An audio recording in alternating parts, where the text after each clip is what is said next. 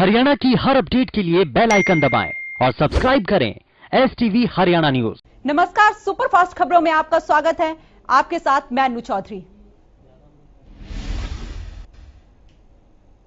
CM Manohar Lal मंगलवार को अपने 2 दिवसीय दिल्ली दौरे को पूरा कर चंडीगढ़ के लिए रवाना हुए। दिल्ली में इन 2 दिनों में उन्होंने 3 मंत्रियों से खास मुलाकात की। अपने दौरे के दौरान सीएम ने सबसे पहले केंद्रीय पर्यटन राज्य मंत्री प्रहलाद सिंह पटेल के साथ बैठक की। यह मीटिंग दिल्ली के ट्रांसपोर्ट भवन में हुई। इस बैठक में केंद्रीय पर्यटन मंत्रालय में पहुंचने पर केंद्रीय राज्य मंत्री प्रहलाद पटेल ने सीएम मनोहर लाल को स्मृति चिन्ह भेंट किया। बैठक के दौरान सीएम मनोहर लाल ने केंद्रीय पर्यटन राज्य मंत्री प्रहलाद पटेल के साथ हरियाणा की पर्यटन परियोजनाओं की प्रगति और कार्यों को लेकर विचार विमर्श किया। बैठक में केंद्रीय पर्यटन मंत्रालय और हरियाणा पर्यटन निगम के उच्च अधिकारी भी मौजूद रहे।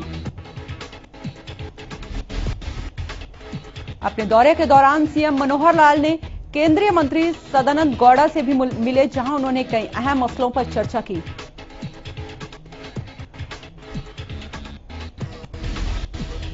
सीएम ने अपने दौरे के दौरान तीसरी मुलाकात केंद्रीय मंत्री हरदीप पुरी से की, जिसके बाद सीएम वापस चंडीगढ़ के लिए रवाना हो गए। मंगलवार के कार्यक्रम के अनुसार उन्हें विशाल जूड़ की वापसी को लेकर विदेश मंत्री से भी मुलाकात करनी थी, लेकिन विदेश मंत्री के विदेश दौरे पर होने के चलते ये मुलाकात संभव नहीं हो सकी। साथ ही केंद्रीय राज्य मंत्री भी चेन्नई दौरे पर थे, नहीं तो सीएम उनसे मुलाकात जरूर करते। हरियाणा के कृषि मंत्री जेपी दलाल ने केंद्रीय कृषि मंत्री नरेंद्र तोमर से की मुलाकात। इस दौरान उन्होंने किसान SYL और नहरी पानी समेत कई दूसरे मुद्दों पर की चर्चा। हरियाणा के कृषि मंत्री जेपी दलाल ने मंगलवार को दिल्ली में केंद्रीय कृषि मंत्री नरेंद्र तोमर और पशुपालन मंत्री गिरिराज सिंह से मुलाकात की। इस मुलाकात में हरियाणा की खेती के लिए पानी और झींगा पालन को लेकर चर्चा हुई। मीडिया से बातचीत में जेपी दलाल ने बताया कि केंद्रीय कृषि मंत्री से किसानों के मुद्दे पर चर्चा हुई। साथ ही उन्होंने SYL को लेकर गुजारिश की कि सुप्रीम कोर्ट के आदेश को जल्द से जल्द लागू करवाया जाए, जिसके बाद केंद्रीय कृषि मंत्री ने हरियाणा के मुद्दों पर जल्द विचार करने का आश्वासन दिया। वहीं किसान आंदोलन के मुद्दे पर जेपी दलाल ने कहा कि केंद्र सरकार किसानों के साथ कृषि कानूनों पर चर्चा के लिए हमेशा तैयार है। अगर कृषि कानूनों में कोई कमी है और संशोधन की जरूरत है तो केंद्र सरकार उसके लिए भी तैयार है। उन्होंने कहा इस पर चर्चा की जरूरत है, जिद की नहीं, क्योंकि जिद करने वाले किसान नहीं बल्कि किसानों के नाम पर राजनीति करने वाले हैं। इन्हें किसानों से कुछ नहीं लेना, इनकी लड़ाई तो कुर्सी की लड़ाई है। राहुल गांधी ने वित्त मंत्री सीतारमण की ओर से 1.1 लाख करोड़ रुपए के ऋण गारंटी योजना समेत कई कदमों की घोषणा किए जाने को एक और ढकोसला करार दिया। राहुल गांधी ने ट्वीट कर कहा, इस आर्थिक पैकेज से कोई परिवार अपने रहने, खाने, दवा और बच्चे की स्कूल की फीस का खर्च भी नहीं उठा सकता। गौरतलब है कि वित्त मंत्री ने कोविड महामारी से प्रभावित अर्थव्यवस्था को गति देने के इरादे से 1.1 लाख करोड़ रुपए की ऋण गारंटी योजना समेत कई उपायों की घोषणा की। कांग्रेस प्रदेश अध्यक्ष कुमारी शैलजा ने सरकार को कई अहम मामलों पर असफल बताया। उन्होंने एक प्रेस कॉन्फ्रेंस के दौरान बीजेपी पर कोरोना में भी राजनीति करने का आरोप लगाया। कुमारी शैलजा ने कहा कि कोरोना के खिलाफ रणनीति के लिए बुलाई गई सर्वदलीय बैठक में कांग्रेस ने कई बार सुझाव दिए, लेकिन सरकार ने सुझावों को दरकिनार कर अपनी मनमानी की।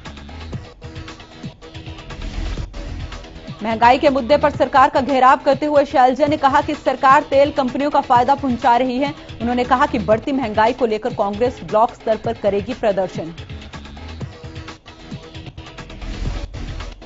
मंगलवार को इनेलो नेता अभय चौटाला फतेहाबाद के दौरे पर रहे, जहां उन्होंने इनेलो कार्यकर्ताओं के साथ मुलाकात की। इस कार्यक्रम में सोशल डिस्टेंसिंग की जमकर धज्जियां उड़ाई गई।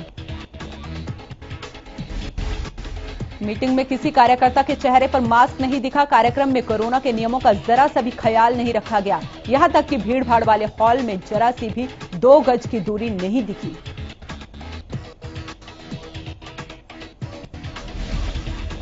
प्रदेश में कोरोना के मामलों में लगातार गिरावट जारी है। बीते 24 घंटे में प्रदेश में कोरोना के 96 नए मामले आए सामने। इसके साथ ही 24 घंटे में 172 मरीज इलाज के बाद हुए ठीक, जबकि 16 कोरोना मरीजों की हुई मौत।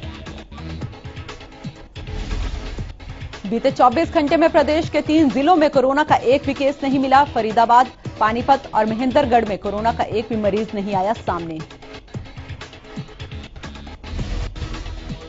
देश के कई शहरों में डेल्टा प्लस वेरिएंट के लक्षण मिलने से एक बार फिर स्वास्थ्य विभाग हुआ अलर्ट। हालांकि इस वेरिएंट पर काबू पाने के लिए टीमें कर रही हैं काम। करनाल में भी इस डेल्टा प्लस वेरिएंट को लेकर तैयारियां पूरी कर ली गई हैं। यहां कल्पना चावला मेडिकल हॉस्पिटल में इस पर रिसर्च चल रहा है।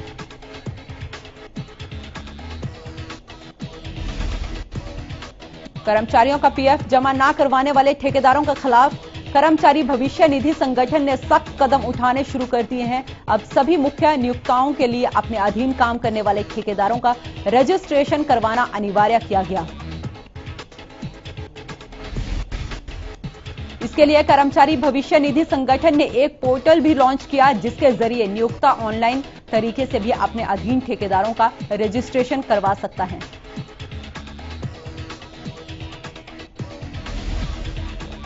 अगर कोई मुख्य नियोक्ता अपने अंडर काम करने वाले ठेकेदारों का रजिस्ट्रेशन नहीं करवाता है, कर्मचारियों का पीएफ जमा नहीं करवाया है, तो इसकी भरपाई मुख्य नियोक्ता द्वारा करवाई जाएगी। सोनीपत में बर्खास्त पीटीआई टीचर नौकरी बहाली के लिए लगातार प्रदर्शन कर रहे हैं। लंबे वक्त से मिनी सचिवालय के सामने धरना दे रहे हैं। किसानों ने कई बार सरकार को लिखित ज्ञापन भी दिया, लेकिन उनकी मांगें आज भी अधूरी हैं। रोहतक के महर्षि दयानंद यूनिवर्सिटी के छात्रों ने प्रदर्शन कर यूनिवर्सिटी की लाइब्रेरी को खोलने की मांग की है। छात्रों का कहना है कि कोरोना के चलते यूनिवर्सिटी को बंद कर दिया गया था, जिसकी वजह से उनकी पढ़ाई काफी प्रभावित हो रही है।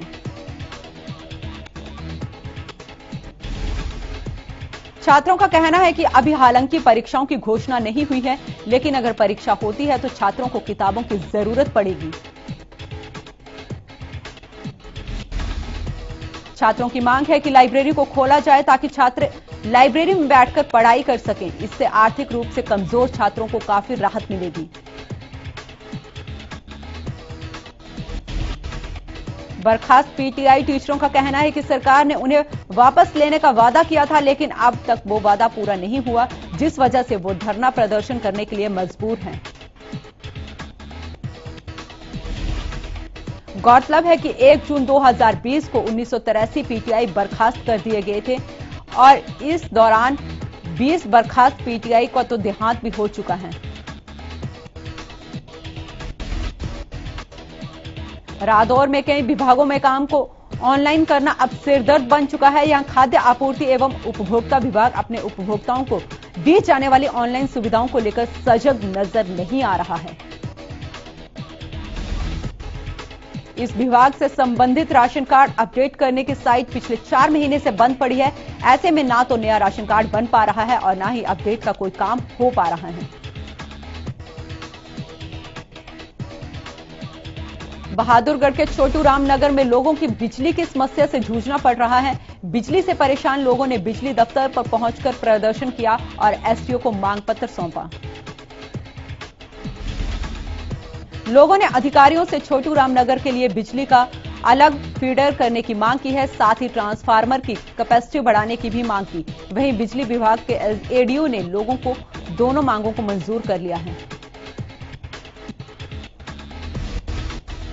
अंबाला के हिसार रोड पर पड़ने वाले मटेडी सेखों के दुकानदार बिजली के बढ़े हुए बिल से काफी परेशान हैं। दुकानदारों का कहना है कि इस महीने बिजली के बिल पहले से 5 से 10 गुना तक बढ़े हुए आए हैं।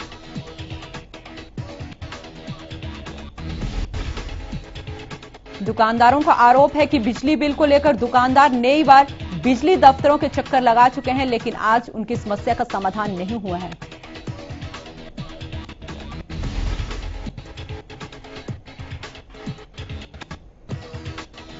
यमुनानगर के सेफ हाउस में लड़की के सुसाइड का मामला सामने आया है। बताया जा रहा है कि प्रेमी जोड़ा 3 दिन पहले प्रोटेक्शन लेकर सेफ हाउस में आया था, जहां लड़की ने अपने दुपट्टे से पंखे पर फंदा लगाकर सुसाइड कर लिया है। जिस वक्त लड़की ने सुसाइड किया, उसका प्रेमी दूसरे कमरे में था। सेफ हाउस में जब काफी देर तक लड़की का कमरा बंद रहा, जिसके बाद स्टाफ ने कमरा खोला और लड़की पंखे पर फंदा लटकाकर लटकी हुई मिली। सोनीपत पुलिस ने 15 जून को नहरा गांव के डबल नहर पुल के पास मिले शव की गुत्थी को सुलझा लिया है। बताया जा रहा है कि दिल्ली के रहने वाले युवक संदीप की हत्या प्रेम प्रसंग में की गई थी। बताया जा रहा है कि मृतक की पत्नी ने ही किराएदार के साथ मिलकर उसकी हत्या करवाई थी। बहरहाल पुलिस ने पत्नी को गिरफ्तार कर लिया है। फरीदाबाद के अचीवर सोसाइटी में एक शख्स की तीसरी मंजिल से गिरकर मौत हो गई। बताया जा रहा है कि समीर नाम का शख्स अपने परिवार के साथ फरीदाबाद के अचीवर सोसाइटी में 6ठे फ्लोर पर रहते थे। लोगों का कहना है कि समीर जब सीढ़ियों से नीचे उतर रहे थे और कुत्ते से बचने के दौरान वो तीसरी मंजिल से गिर गए। इस दौरान उन्हें गंभीर चोटें आईं। सिरसा शहर के जेजे कॉलोनी में सोमवार देर रात जमकर हंगामा हुआ। कॉलोनी में 2 गुट में किसी बात को लेकर आपस में लड़ाई हो गई।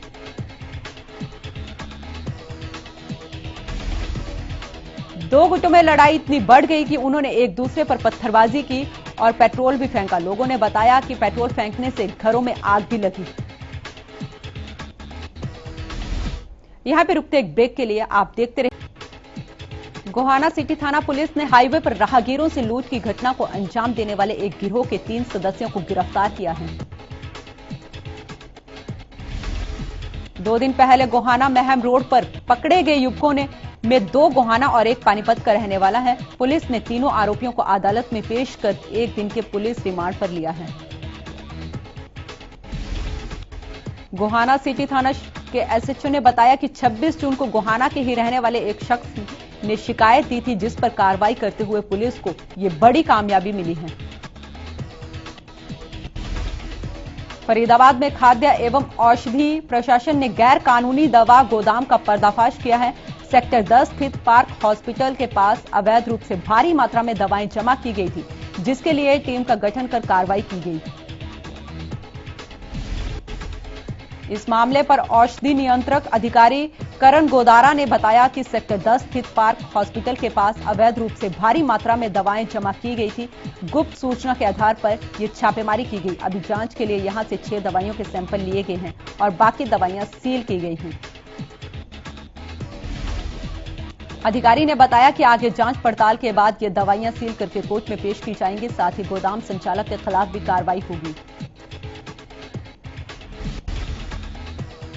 गुरुग्राम में पुलिस ने अवैध तरीके से चल रहे शराब पार्टी पर रेड मारकर 22 युवकों को गिरफ्तार किया है। ये पार्टी सेक्टर 38 के गेस्ट हाउस में चल रही थी। पुलिस का कहना है कि पार्टी के दौरान कोरोना नियमों को ताक में रखा गया। यहां सोशल डिस्टेंसिंग और मास्क पहनने के नियमों को भी ताक में रखा गया।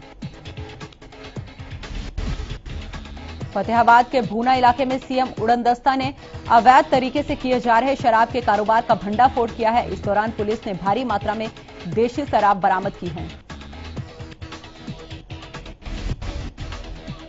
सिरसा के चौधरी देवीलाल विश्वविद्यालय में अलग अलग कॉलेज के छात्र छात्राओं ने वीसी कार्यालय के बाहर रोष प्रदर्शन किया। छात्रों ने यूनिवर्सिटी प्रशासन और सरकार के खिलाफ जमकर नारेबाजी की। छात्रों की मांग है कि यूनिवर्सिटी में होने वाले एग्जाम में ऑनलाइन ऑफलाइन अटेम्प्ट एनी 5 प्रश्न की सुविधाएं छात्रों को दी जाएं। छात्रों का कहना है कि इस मांग को लेकर वह पहले भी कई नेताओं और अधिकारियों को ज्ञापन सौंप चुके हैं। छात्रों का कहना है कि अगर उनकी मांग पूरी नहीं होती तो वह आंदोलन करेंगे। नांगल चौधरी में जिला उपभोक्ता विवाद निवारण आयोग ने बिजली निगम के प्रबंध निदेशक कार्यकारी अभियंता और एक एसडीओ को 1-1 साल की कैद और 10-10 हजार रुपए का जुर्माने की सजा सुनाई। दोनों अधिकारियों को आयोग के आदेशों के पालना नहीं करने पर यह सजा सुनाई गई है। आयोग के चेयरमैन मंजीत सिंह नरवाल ने बताया कि निगम अधिकारियों के व्यवहार की वजह से एक गरीब किसान को भारी परेशानियों का सामना करना पड़ा। फतेहाबाद में सीआईए पुलिस ने 3 युवकों को गिरफ्तार किया है। बताया जा रहा है कि इनके कब्जे से 4 देसी कट्टे और 8 जिंदा कारतूस बरामद हुए हैं। फतेहाबाद के गांव अयालकी के पास से गिरफ्तार किए गए सभी आरोपियों पर अलग अलग धाराओं के तहत मुकदमा दर्ज किया गया है। सिरसा में शहर के मुख्य डाकघर के नजदीक आग लग गई। सूचना पाकर पहुंचे फायर ब्रिगेड की टीम ने तेजी दिखाते हुए आग पर काबू पाया। बताया जा रहा है कि मुख्य डाकघर के नजदीक कूड़ादान बना हुआ था, जहां से कूड़े में अचानक आग लग गई और तेजी से फैलती चली गई। भिवानी के कोकड़ा मार्केट स्थित एक कंप्यूटर सेंटर संचालक पर एक युवती के साथ गलत व्यवहार करने का आरोप लगाया है। आरोप है कि संचालक ने उसके साथ आपत्तिजनक व्यवहार करने की कोशिश की। युवती ने जब विरोध किया तो उसे धमकी भी दी। युवती ने मामले की जानकारी महिला थाने को दी है। सिविल लाइन थाने की एएसआई मुकेश मामले की जांच कर रही हैं। बताया जा रहा है कि पीड़िता कंप्यूटर सेंटर पर कंप्यूटर की कोचिंग के लिए आती थी। फिलहाल पुलिस ने पीड़िता की शिकायत पर कंप्यूटर सेंटर पहुंचकर कार्रवाई शुरू कर दी है। फतेहाबाद नागरिक अस्पताल में एमटीपी किट बेचने का मामला सामने आया है। बता दें कि विभाग की टीम ने बोगस ग्राहक के जरिए नागरिक अस्पताल में ठेके पर कार्यरत महिला कर्मचारी को रंगे हाथों पकड़ा।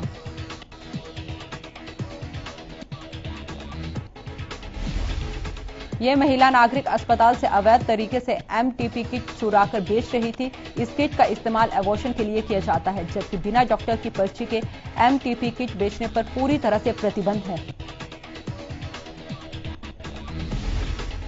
पलवल में Dadri Mumbai railway freight corridor के लिए जमीन अधिग्रहण में बरती गई अनियमितताओं का मामला शांत नहीं हो रहा है। अब जिला उपायुक्त नरेश नरवाल ने 6 पटवारियों सहित 8 कर्मचारियों के खिलाफ धोखाधड़ी का मुकदमा दर्ज कराया है। कैंप थाना पुलिस ने मामला दर्ज कर लिया है।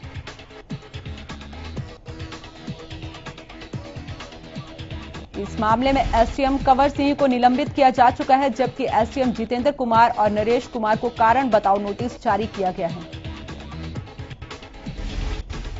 बता दें कि यूपी के दादरी से Navi Mumbai railway freight corridor के लिए जिले के करीब 10 गांवों की जमीन को अधिग्रहण किया गया है। एक तरफ जहां राज्य में गर्मी से हाल बेहाल है, वहीं रतिया में बिजली समस्या को लेकर वार्ड नंबर 2 के लोगों ने इकट्ठे होकर एसडीओ को मांग पत्र सौंपा है। मांग पत्र में लोगों ने जल्द ही बिजली को सुचारू रूप से चलाने को कहा। साथ ही वार्ड के लोगों ने कहा कि अगर 2 दिन के अंदर बिजली समस्या का समाधान नहीं हुआ तो वह एसडीओ कार्यालय के आगे धरना देकर बड़ा आंदोलन करेंगे। हिसार की एसटीएफ पुलिस टीम और रानिया थाना पुलिस ने सूचना के आधार पर कार्रवाई करते हुए लूट की योजना बनाते हुए 3 युवकों को अवैध हथियारों के साथ काबू किया। पुलिस ने पकड़े गए आरोपियों के कब्जे से 32 बोर के 6 पिस्तौल और 17 जिंदा कारतूस बरामद किए हैं। आरोपियों से पूछताछ के दौरान अन्य आपराधिक वारदातों का खुलासा होने की संभावना है।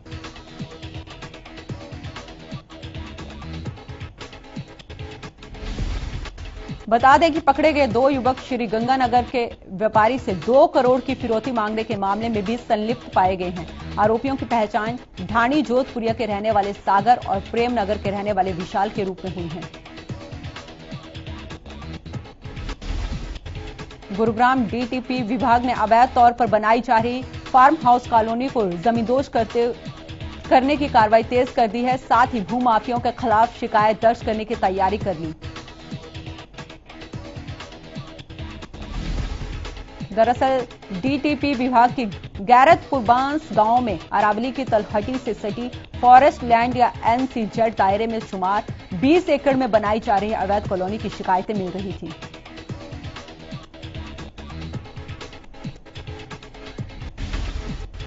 लेकिन बावजूद इसके इस इलाके में लगातार अवैध कंस्ट्रक्शन के काले कारोबार को अंजाम दिया जा रहा है। वहीं इस मामले में डीटीपी आरएस भाट की माने तो इस मामले में 4 आरोपियों की पहचान की गई है, जिनके खिलाफ मामला दर्ज करवाने की तैयारी की जा रही है। गोहाना उपमंडल के गांव सिरसाड़ में लाइसेंसी रिवॉल्वर साफ करते समय गोली चलने का मामला सामने आया है, जिसमें एक व्यक्ति की मौत हो गई है और एक महिला घायल हुई है। मृतक का नाम सतीश है, जिसकी उम्र 40 साल है। सोमवार सुबह सतीश अपनी रिवॉल्वर साफ कर रहा था, तभी गोली चली। गोली के छर्रे मृतक के छोटे भाई की पत्नी को लगे, जबकि गोली उसे खुद को लगी।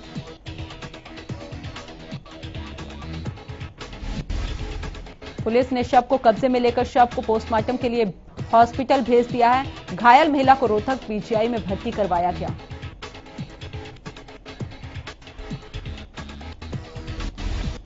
जुलाना की मेन मार्केट में एक पेंट और हार्डवेयर व्यापारी ने गैंगस्टर द्वारा धमकाने का मामला सामने आया है।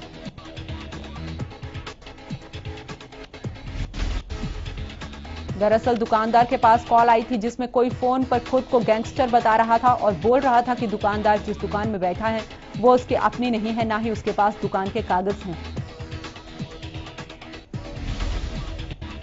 उधर घटना के बाद पीड़ित दुकानदार ने पुलिस को शिकायत कर पूरे मामले की जानकारी दी, जिसके बाद पुलिस आरोपी की डिटेल निकालने में जुट गई है।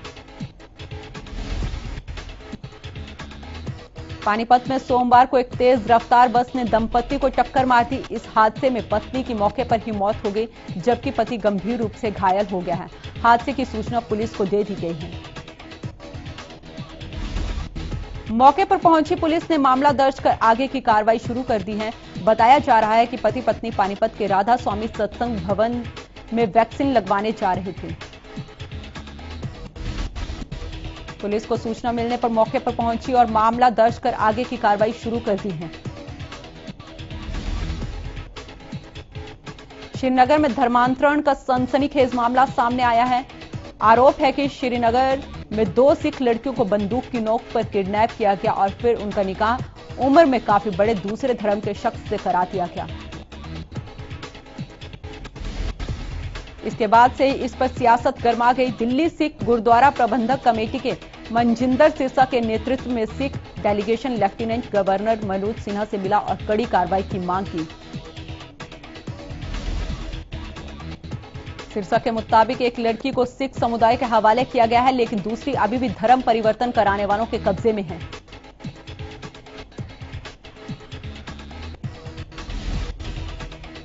एक बार फिर तेल कंपनियों ने पेट्रोल डीजल के दाम बढ़ाए। इस बढ़ोतरी के साथ ही तेल के दाम चरम पर पहुंच गए।